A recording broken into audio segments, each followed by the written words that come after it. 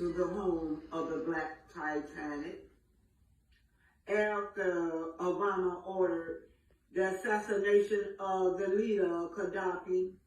Many Africans was forced into slavery. So to escape, they took to the Mediterranean Sea where many died. This bears similarity to the blacks who was on board the Titanic, but there was no lifeline, so many perished and was buried under the sea. Again, welcome to the home of Black Titanic.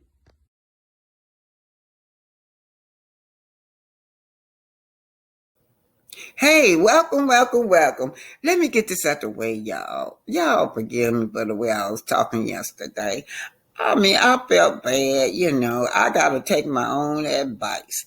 I told Miss Monday, you wanna step to me? Come on. You ain't ready for this. But the reality of it, I am not a violent person. With my people, I love my people. I feel like we should love each other more, and resolve our issue in an intelligent way. So I need to take my own advice. That woman out there clowning in front of my ex-husband business, near his business, kind of made me upset. But anyway, y'all, today we're talking about the Second Amendment's right, the right to bear arms. We're going to talk about why it's so important for the right to bear arms. Grandmaster Jay was the leader. In fact, he's been found guilty, y'all. Guilty of carrying a firearm, and they said that he put other police officers or something like that in danger. He pointed a gun up at the building. Or they said that, he couldn't do that because policemen was up there. But anyhow, I was there. This was the Breonna Taylor case. So we're going to go into the Breonna Taylor case and tell y'all why it's so important that we teach our children safety issues when it comes to gun, but they have to be able to protect themselves. Other ethnic groups are teaching their children from the time they're big enough to walk how to use a gun. That's why our children are so blindsided. They're blindsided. Y'all see all what's going on?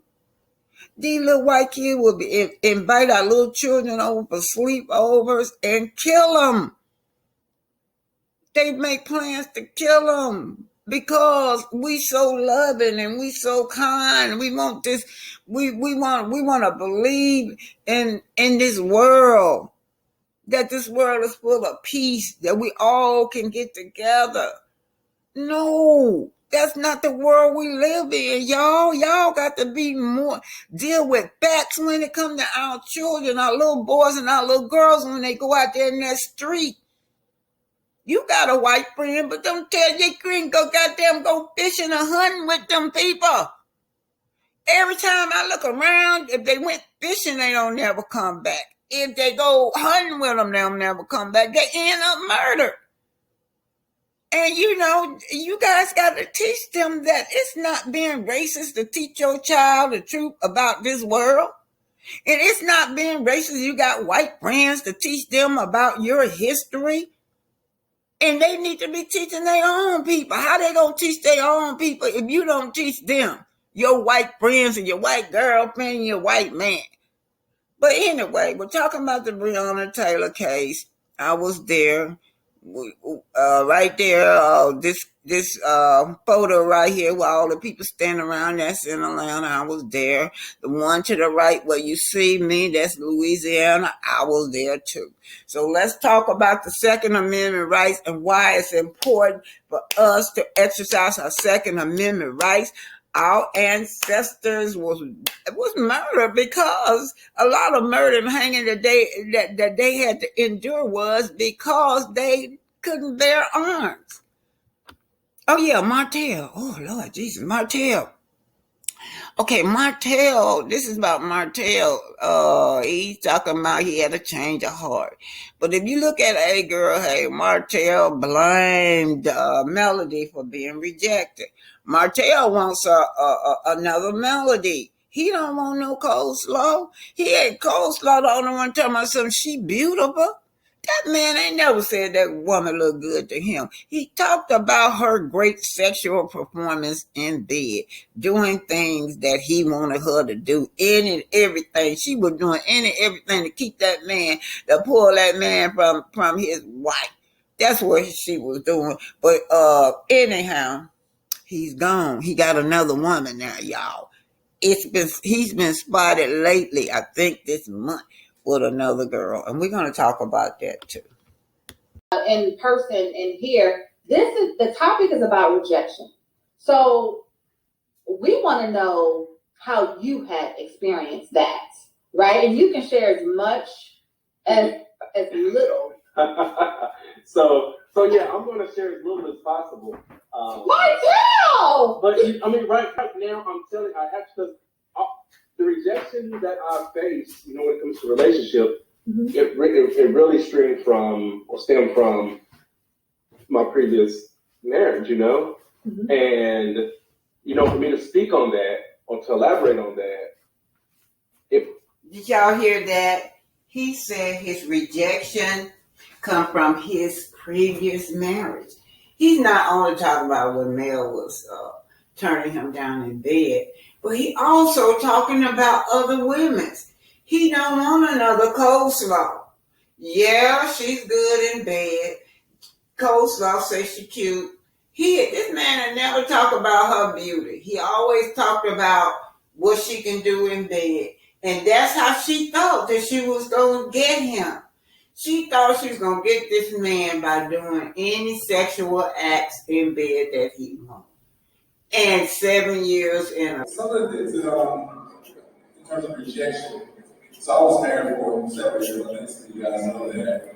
And so within a relationship, I feel that my rejection came in, and I was complaining about being rejected when it came to, things being cooked, sex, some of the things of that nature. And a lot of times I was pointing the finger at my wife at the time.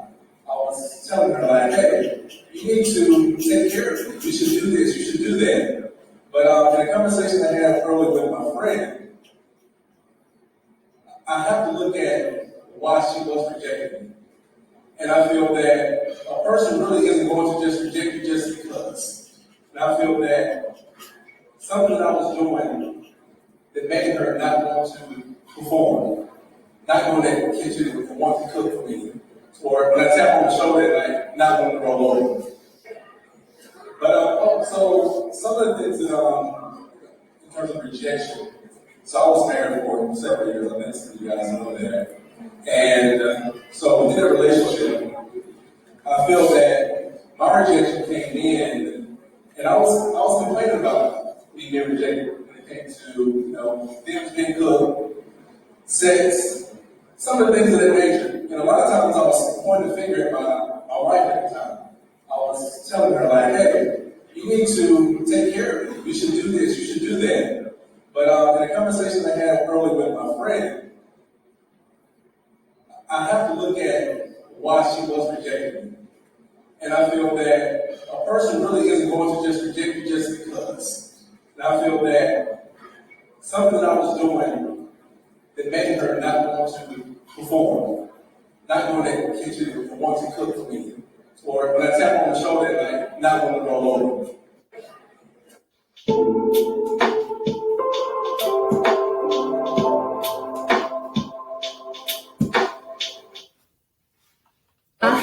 Okay, you were watching by way of Brown Sugar Babe. That was Martel host on the rejection panel. Y'all notice he kept saying that his friend has been talking to him how to handle male.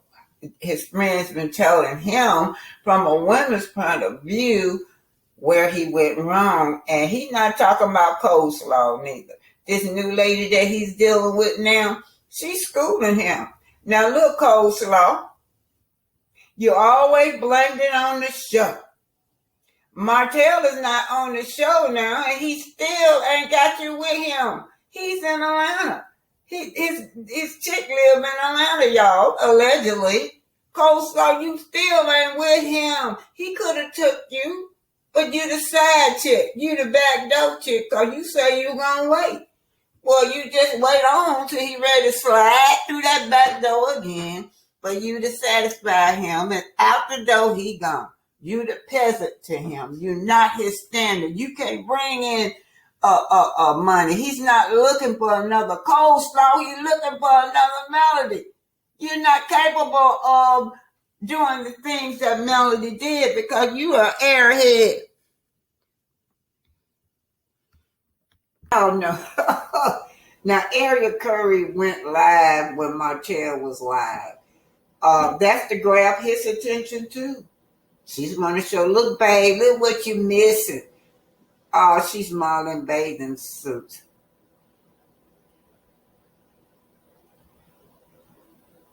Okay. Now, y'all see Ariel. Look at her eyes. She's been crying. Look at that flat butt, y'all. But anyway, what's going on with Ariel today is that she's trying to entice Martel to come back to her. Look at what you missed. She's never showed her clothing line. So, that's what she's doing. Martel don't want her anymore. Her secret is out. It ain't never been there.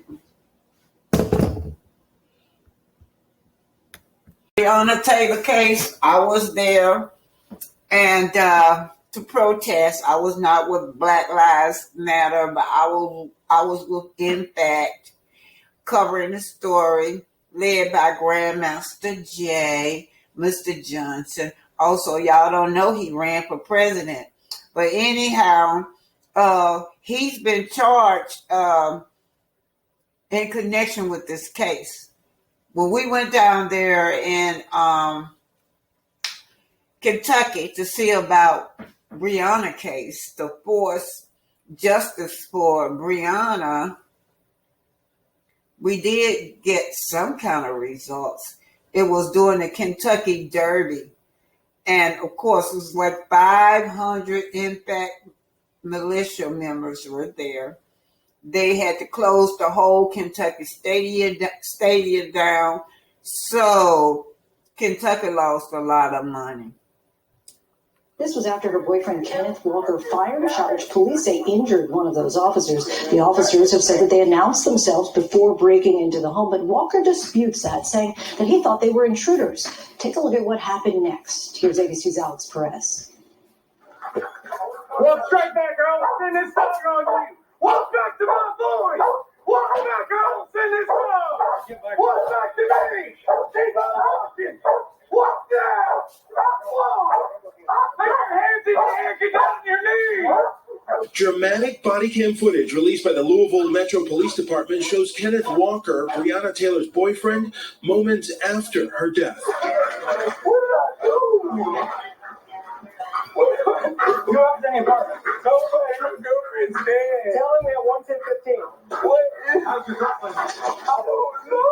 Inside? Yeah, somebody got his. When I was banging at the door, and she said, "Who is it?" And the other started shooting. No, we down 3 times, 3 search warrants. There's somebody in dead? Yeah, my girlfriend. Who was shooting at us? Who was shooting at us? We have to go in if there's somebody. What is this about? We don't. Dude, SWAT. We're both back at work. Where's she at? She's on the grill.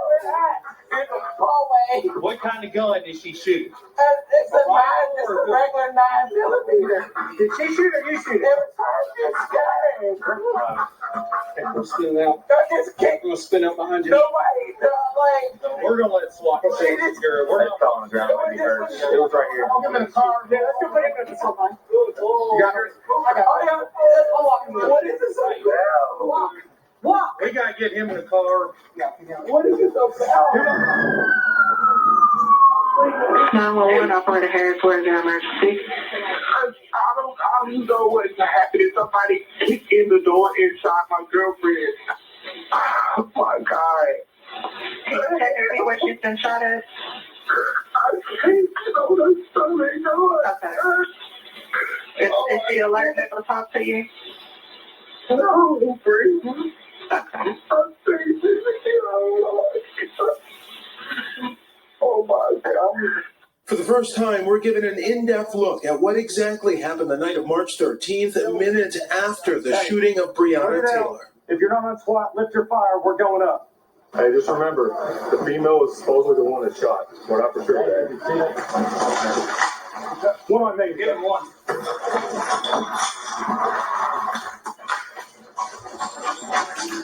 Get Ricky in there. She's out. Hey, she's down at the end of the hall. She is down at the end of the hall. SWAT officers know Taylor is in there, but case the home first. Hey, watch the kitchen. Watch the kitchen. I got the kitchen clear. All right. Nice and slow here, guys. As they come to the bedroom, a TV is loudly playing. Good. Cover from the other side.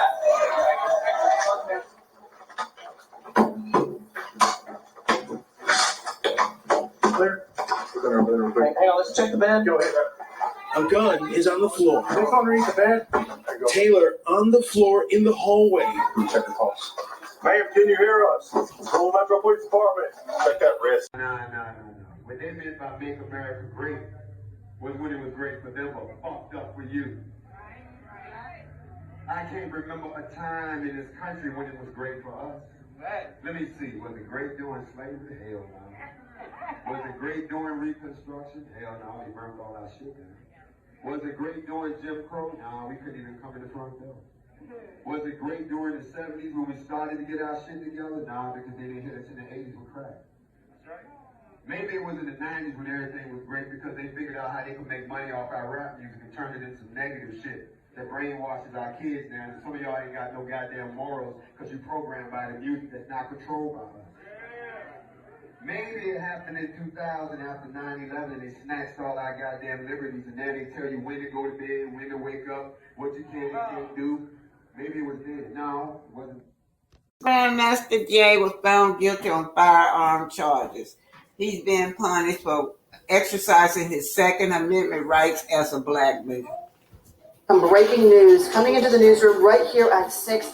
A verdict has been reached in the Grandmaster Jay federal trial. The jury found Jay Johnson guilty on both counts. He was charged with assaulting, resisting, or impeding certain officers and brandishing a firearm in relation to a crime of violence. What that comes down to meaning is Johnson was accused of pointing a gun at officers who were staked out on rooftops. He had claimed he just wanted to see who was there and he was not looking to harm anyone. The prosecution argued that he was told before he came during those protests for Breonna Taylor that the officers would be on the roof. He has now been taken into custody. That's where he will stay until he returns for sentencing coming up on August 22nd.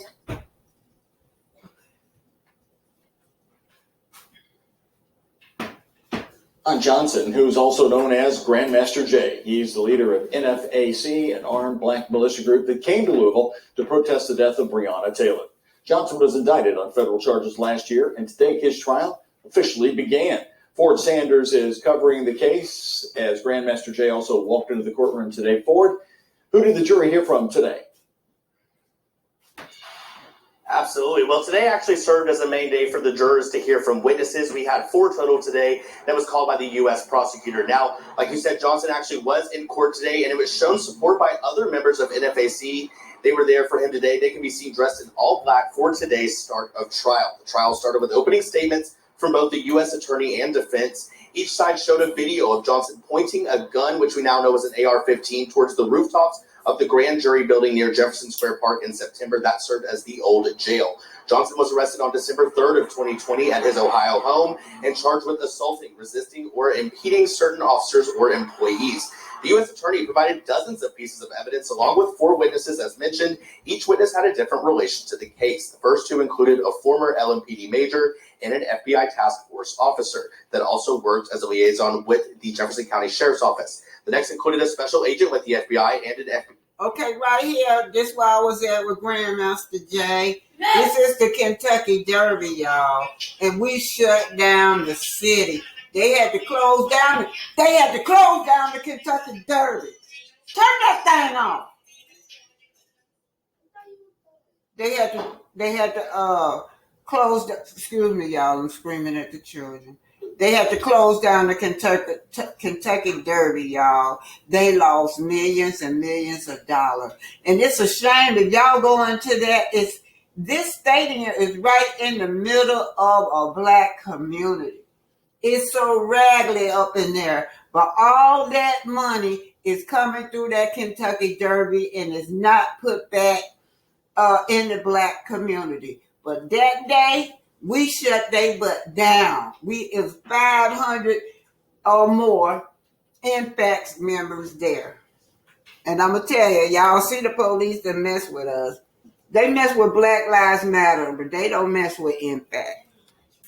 It ain't fun when the rat